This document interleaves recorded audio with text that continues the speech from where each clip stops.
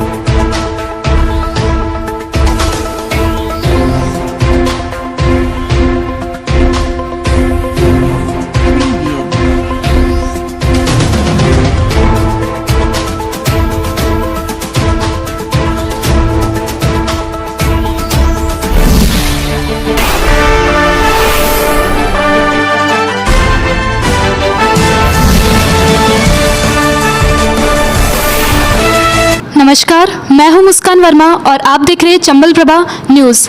आज हम आए हैं उम्मीद हेरिटेज, जहां पर हमारे साथ है वासुदेव देवनानी जी, जो कि वर्तमान में अजमेर नॉर्थ के विधायक हैं एवं पूर्व राजस्थान शिक्षा मंत्री रह चुके हैं, जिनसे हम कई मुद्दों पर चर्चा करेंगे। नमस्कार सर, स्वागत है आपका चंबल प्रभा में। सर, आप हमें बताएं कि अफगानिस्तान में अभी जो तालिबान की बर्बरता चल रही है, जो आतंकवाद चल रहा है, उसके लिए आपका क्या कहना है?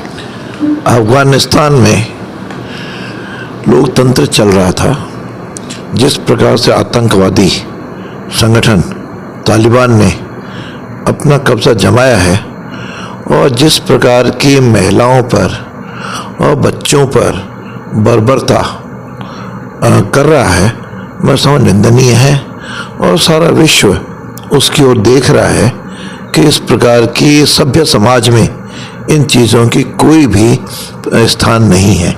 सर, हम देखते हैं कि आए दिन जो शिक्षा में जो बच्चों की जो विद्यार्थियों की जो परीक्षा की दिनांक है, उसमें आए दिन बदलाव आते रहते हैं। उसके लिए बच्चों को काफ़ी परेशानी का सामना करना पड़ता है, तो उसके लिए सर आपका क्या कहना है?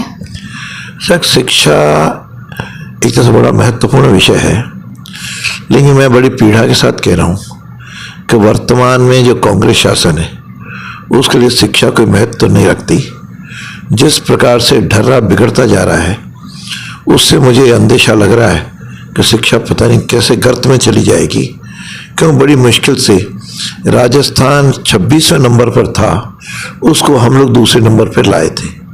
लेकिन वर्तमान शासन में शिक्षकों के साथ भी जिस प्रकार से व्यवहार हुआ, जिस प्रकार से कोई नीतियाँ लागू की, केवल एक ही हमारे शिक्षा मंत्री जी के फिरप पे था कि मैं सारी पुराने सरकार की नीतियां बदल दूं, जो कि हमने शिक्षा में काफ़ी परिवर्तन भी किए, महापुरुषों के पाठ भी जोड़े और साथ में एक व्यवस्थित शिक्षक कैलेंडर बना करके अधिकांश शिक्षकों का हमने प्रमोशंस भी किए, काउंसलिंग सिस्टम लागू किया और जिस प्रकार से शिक्षकों के रिकॉर्ड एक प्रकार से एक वही बस्तियों में रखे जाते थे, उसको हमने टेक्नोलॉजी के तहत एक प्रकार का पोर्टल में हमने लिया। सर, हाल ही में आए राजस्थान में आरएएस के रिजल्ट को लेकर काफ़ी फर्जीवाड़ा हुआ। सर, उसको लेकर आप क्या कहेंगे? आरपीएससी एक संवैधानिक संस्था है और राजस्थान में इसकी एक बहुत बड़ी रेस्पेक्ट रही है, लेकिन पिछले दिनों जिस प्रकार की घटनाक्रम सामने आया है, उससे सारे आरपीएससी के प्रति जो एक विश्वसनीयता थी, उस पर संदेह खड़ा हुआ है। और जिस प्रकार से हमारे शिक्षा मंत्री के रिलेटिव्स और अन्य प्रकार के जिस प्रकार के आए हैं, मैं समझता हूँ कि वे इसमें एक प्रश्न चिन्ह तो खड़ा कर रहे हैं। इसकी निष्पक्ष जांच होनी चाहिए और इस प्रकार का एक सिस्टम अपनाना चाहिए ताकि किसी प्रकार का कोई इसमें हस्तक्षेप न हो सके। प्रत्यक्ष दिख रहा है कि एक ही परिवार में दो ही व्यक्तियों के बराबर अंक आए, ऐसा तो कभी मैंने सुना नहीं, न कभी इस प्रकार की स्थिति बनी। तो आरपीएससी के प्रति सारे 8 करोड़ जनता की जो एक श्रद्धा है, युवकों का एक उसके प्रति भाव है, उस पर ये दाग न लगे, इसके लिए मतलब इसमें तुरंत इस ओर कदम उठाए जाने चाहिए। सर, राजस्थान के अंदर कृषि व्याख्याता भर्ती अभी हाल ही में कंप्लीट हुई, उसके बाद कृषि व्याख्याताओं पहले बीएड मांगी गई, उसके बाद एमएससी को भी एलिजिबल किया गया, लेकिन उसके बाद सर जो एमएससी वाले थे और जो बीएड जो कि राजस्थान में होती ही नहीं है एग्रीकल्चर सब्जेक्ट से, उसके बाद सर आरपीएससी ऐसी मांग क्यों कर रही है और उसके बारे में आप क्या कहेंगे? सरकार का, मैंने कहा, किसी प्रकार का कोई शिक्षा के प्रति गंभीरता ही नहीं है। आरपीएससी वो वैकेंसी निकालती हैं, उसके लिए योग्यता सरकार ही उनके पास भेजती है कि अमुक पोस्ट के लिए ये योग्यता रखो। यह गलती मूल रूप से आरपीएससी की न होकर के सरकार की अधिक है। सरकार के विभागों में इस समय किसी प्रकार का कोई सरकार का नियंत्रण ही नहीं है। यानी मंत्रियों को और मुख्यमंत्री जी इन मंत्रियों पर इतने आश्रित हो गए कि इनकी मनमानियाँ चल रही हैं, और ये इतने आज़ाद हो गए कि इस समय अफसरों का राज चल रहा है और अफसर भी एक तरह से निरंकुश से हो चुके हैं। इसलिए इस प्रकार की सारी गलतियां हो रही हैं। कहीं कोई तारीख घोषित करेंगे तो उस तारीख को कोई दूसरी परीक्षा होगी, यानी बैठ कर के कैलेंडर भी नहीं बना सकते, बैठ कर के कोई व्यवस्था ही नहीं कर सकते। इसलिए मैं सोचता हूँ पूरी तरह शैक्षिक क्षेत्र के अंदर एक तरह से अराजकता का वातावरण है। राजस्थान में सरकार नाम की कोई चीज़ हमको दिखाई नहीं दे रही है। और यदि मैं कहूँ कि इस समय केवल सरकार न होकर के एक ढांचा चल रहा है, और चाहे इसको, ये तो शिक्षा का आपने पूछा, मैं तो कहता अपराधों की बात भी करें तो इसमें अपराधी मस्त हो रहे हैं और जनता त्रस्त हो रही है। चारों, न कोई बच्ची सुरक्षित है, न कोई महिलाएं सुरक्षित है। यानी एक दिन के अंदर 16 घटनाएं यदि बलात्कार या रैप या इस पर की छेड़खानी की होती हैं, उससे ज़्यादा शर्म की कोई हो नहीं सकती। और राजस्थान इस समय देश भर में इन अपराधों में नंबर 1 हो, इससे हम सबको एक चिंता का विषय हो गया है। हम सोचते हैं कि ऐसी सरकार को तुरंत या तो अपनी नीतियों में बदलाव करे या उसको सरकार में रहने का कोई हक नहीं है। सर, अभी हाल ही में स्थानीय चुनाव चल रहे हैं, उसमें कांग्रेस किसान बिल को लेकर जोर शोर से जोर लगा रही है, तो सर इसके बारे में आप क्या कहेंगे? किसान बिलों को क्या कहेंगे और किसानों के लिए आप क्या कहेंगे? सर, इस समय राजस्थान में जो चुनाव हो रहे हैं उसमें किसानों के द्वारा दिए गए तीनों बिल कहीं कोई मुद्दा ही नहीं है, क्योंकि यह केवल, वैसे भी देखा जाए तो पंजाब और हरियाणा के कुछ किसान ही सारे इस आंदोलन को चला रहे हैं। बाकी देश भर के किसान आज प्रसन्न हैं कि तीनों बिलों के अंदर जो व्यवस्था है वह व्यवस्था किसानों को एक विकल्प दिया गया है कि चाहे तो आप मंडियों में बेचो, चाहे आप अपने उत्पाद को मंडी के बाहर बेचो। तो ये विकल्प तो सभी धंधों के लिए है। बाकी लोग यदि बाहर भेज सकते हैं तो किसानी को क्यों मजबूर किया जाए कि तुम हमारी मंडी समिति के अंदर ही आप इसको बेचो। तो इस प्रकार किसानों का और सीधा उसके खाते में पैसा जा रहा है। तो मैं समझता हूँ पिछले दिनों जिस प्रकार से किसानों ने फसल बेची है, उत्पाद बेचे हैं, उसको लाभ दिखने लगा है। तो यह आंदोलन केवल तथाकथित कुछ एक तत्वों के द्वारा है। यह किसानों का आंदोलन कहना शायद उचित नहीं होगा, क्योंकि किसान तो अपने खेतों में काम कर रहा है।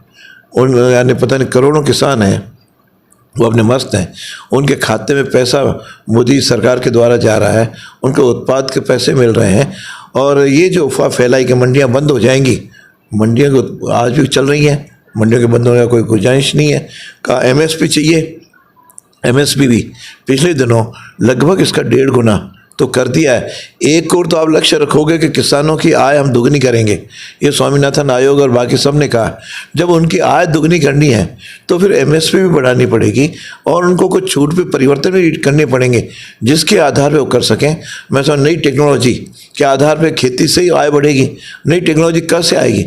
नई टेक्नोलॉजी आएगी जब किसानों को फ्रीडम मिलेगी और वहाँ के लोग कॉन्ट्रैक्ट फार्मिंग के लिए भी आएंगे। स्थानीय चुनाव में सर बीजेपी किन मुद्दों को लेकर मैदान में है? बीजेपी के मुद्दे बड़े साफ हैं।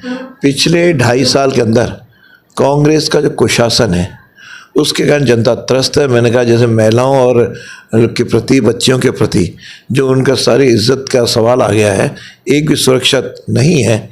वह कानून मुद्दा है। बिजली के बिल जिस ढंग से इन्होंने वादा किया था कि हम बिजली का बिल नहीं बढ़ाएंगे और बिजली के बिल बढ़ा दिए, वह भी एक मुद्दा है, क्योंकि गाँव में करंट आ रहा है बिजली के बिलों का, और साथ में बिजली भी इस तरह पूरी नहीं मिल रही है, ट्रिपिंग के अघोषित कटौती इस समय की जा रही है, वह भी एक महत्वपूर्ण मुद्दा है। पानी का मुद्दा है, और उसके साथ मूल मुद्दा जो है वह इस समय सारी जनता में शासन नाम की कोई चीज़ नहीं है। ये दोनों सचिन पायलट और अशोक गहलोत की लड़ाई ने राजस्थान का सारा बंटाढार कर रखा है, और जनता ये भी देख रही है कि जो पार्टी साल भर के अंदर अपना ढांचा ही खड़ा नहीं कर पाई, यानी कहीं भी कोई ज़िला अध्यक्ष ही नहीं है, कहीं कुछ इनका न ब्लॉक अध्यक्ष है, किस आधार पर चुनाव लड़ रहे हैं, किस मुंह से चुनाव लड़ रहे हैं, और जनता के बाद किस मुंह से जा रहे हैं। हालांकि इसका पहले से जनता उत्तर दे चुकी है। गत दिनों जब 21 ज़िलों के चुनाव जिला परिषदों के और पंचायत समितियाँ हुए थे, कांग्रेस को केवल 5 ही मिले थे 21 में से। 14 में बीजेपी थी, बाकी 2-3 में टेक्निकली हम लोग नहीं आ पाए, लेकिन तरह से 17 और 5 का अंतर था। तो वही इसमें चुनाव में इसको दोहराया जाएगा। कहीं ना कहीं सर हम ये नहीं कह सकते कि ये केवल ये जो फूट है, राजनीतिक फूट है, वो कांग्रेस के साथ साथ कहीं ना कहीं बीजेपी में भी नजर आती है। ऐसा है कि ये केवल मैं समझता हूँ ख्याली पुलाव लगते हैं। बीजेपी एक अनुशासित पार्टी है, और जिस प्रकार से कांग्रेस अपने लड़ाई को छिपाने के लिए, उससे जनता का ध्यान हटाने के लिए बीजेपी के बारे में ऐसे मुद्दों को मीडिया के माध्यम से खड़ा करती है। बाकी आप बताएं, सारी पार्टी मतलब प्रदेश प्रभारी, प्रदेश अध्यक्ष, प्रदेश का विपक्ष का नेता, प्रदेश के पुराने नेता, सब लोग एक साथ जुटे हुए हैं, कहीं कोई फूट आ रही हो ना, जबकि इनके लोग तो सड़क पे लड़ रहे हैं। अभी सर्किट हाउस में जोधपुर का ही मैं उदाहरण लूँ तो दोनों जो है आपस में दोनों ग्रुप वहीं लड़ पड़े। हमारे तो इस प्रकार की कोई लड़ाई सामने आई हो तो कोई बता दे।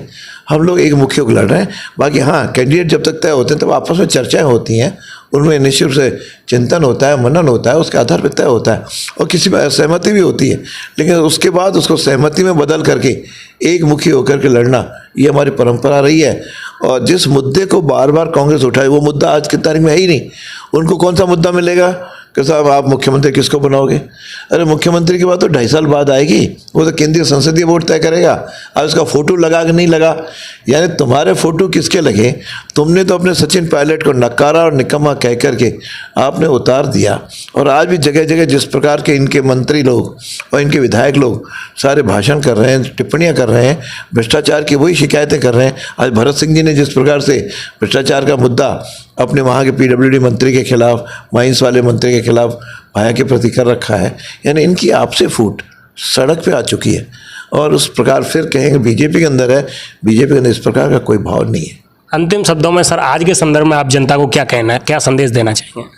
आज के संदर्भ में जनता से आग्रह करूँगा कि वह जागरूक बने, और जिस प्रकार का 2.5 साल के अंदर वह पानी, बिजली और कानून व्यवस्था से जो त्रस्त है, उस त्रस्त के लिए इन चुनाव में वह जनता कांग्रेस को से मुक्ति पा करके भारतीय जनता पार्टी को सफल बनाए, और अपने अधिकारों के प्रति वह जागरूक बने, और हम सब लोग मिलकर के यहाँ पे लोकतंत्र की रक्षा के लिए आगे आए।